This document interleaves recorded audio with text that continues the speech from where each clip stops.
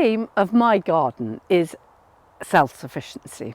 I love growing my own food, and surprisingly the meat element is one of the factors of it, one of the parts of it that actually takes the least effort.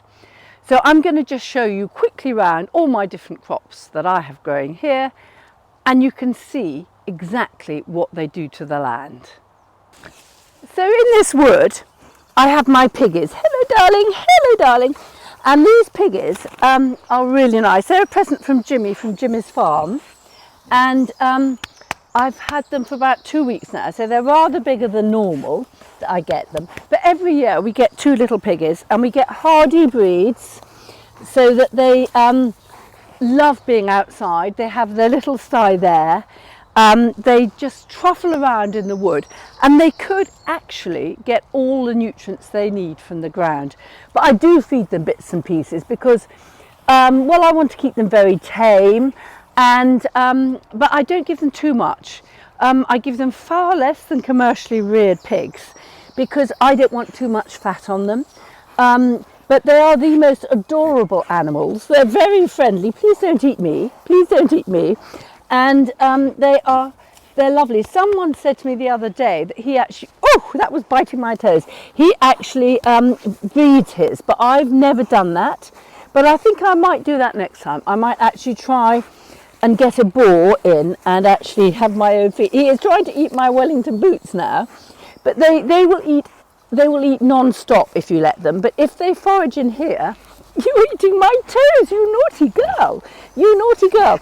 Anyway, I was very grateful to Jimmy for giving me these lovely piglets. They're really, really nice. And I was a bit concerned they didn't have curly tails, because I always thought that a pig is happy when it has a curly tail. But they do have sometimes, but they're not always curly. But Jimmy said, no, not to worry, that's not the case. It's a bit of a myth. So I think they are happy. They've got lots of space. They've got company. They have a pretty varied diet, and they really are, I shouldn't say this within their hearing, but they do really produce the most delicious pork possible because they've been slowly fattened on very natural ingredients. Chickens are one of the easiest things to keep, and we just have 2 little red hybrids which have been laying all through the winter. We have pretty much 2 eggs a day. I don't quite know how, because I thought that a chicken only laid an egg every 30 something hours, which means you don't get one every day, but these 2 do, and all through the winter with low light levels. A beautiful little cockerel there. Terence is a lavender pekin, a present from Sophie Conran, hence his name. Terence was her very famous father. But they have found that when hens actually eat grass and things like that, have a more natural diet, that the eggs are much more healthy. They contain chemicals which you don't get from, hello piggies, they've come to say hello, that you don't get from hens kept in more restricted circumstances. So I let them out in the grass. I have to watch out for foxes, so they go in their pen with electric fences to keep the foxes out, but they come out here twice a day for a good snack on the grass when we're working around in this area.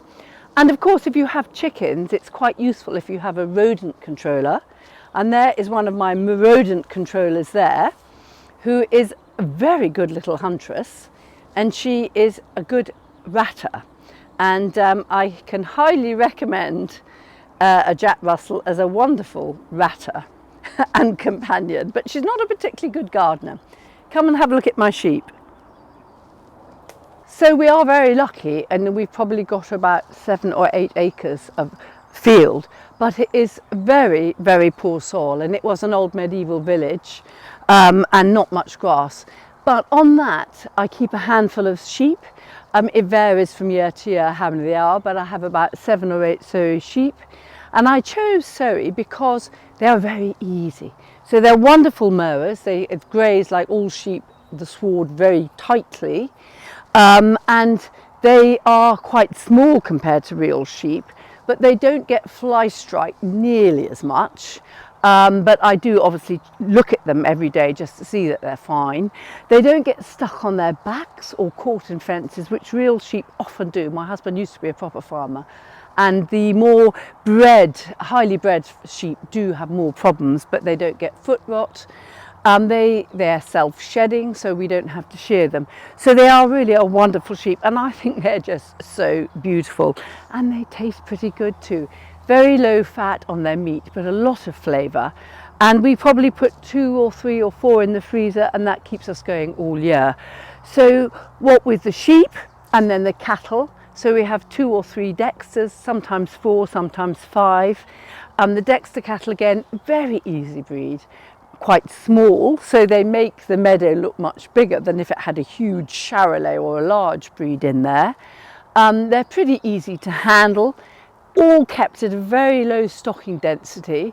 And the Dexters are brilliant because they will thrive on really poor pasture. So in Ireland, where they were bred or where they originate from, they were sort of the householder's cow. They are dual purpose. You can milk from them and you can eat the beef. They all survive on really rubbish soil. And so they have very few concentrates. So they are grass fed, which is far more healthy than obviously a corn-raised cow. And with this ground undulating like this, you really couldn't grow crops from it. So we just have a few livestock that keeps the larder full for the year. And I think there's nothing more pleasurable than waking up in the morning, checking your stock by looking out of the window, seeing that they're all there and happy. And it's idyllic. And I really don't think this garden would be anything like it is if I didn't have the animals with me. Obviously, fruit trees and orchard, it's a no-brainer, very easy. As you can see, an orchard is a wonderful asset. We've got pears, we've got apples, we've got plums, we've got gauges, I've got damsons, I've got apricots and peaches in the tunnel, we've got figs on the walls, and we've got standard figs, we've got vines, we've got lots of quinces, which I love. So fruit trees, if you've got a bit of space, are invaluable.